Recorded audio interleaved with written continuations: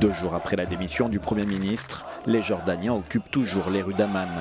Des manifestations contre la vie chère alors que le gouvernement projette d'augmenter les impôts sur le revenu et les taxes sur les produits de consommation courante. Une réforme appuyée par le FMI qui vise à remplir les caisses de l'État et réduire la dette publique. Problème, la consommation pourrait être durement touchée.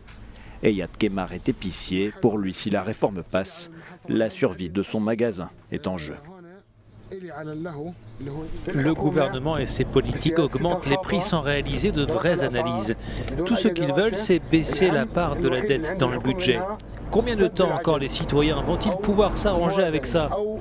Je possède ce magasin depuis 10 ans et dans quelques mois, je vais rester à la maison. Selon des projections, cette réforme fiscale pourrait rapporter près de 37 milliards de dollars à l'État jordanien, en abaissant notamment les seuils d'imposition, passant pour une famille de 34 000 à 22 000 dollars. Ainsi, ce serait désormais 10% de la population qui pourrait payer des impôts sur le revenu, soit 2 fois plus qu'aujourd'hui.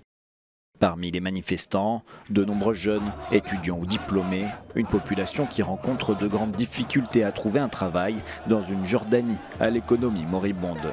En 2017, sa croissance s'est établie à 2%, avec un chômage qui touche près d'un Jordanien sur 5 et une inflation qui frôle les 5%.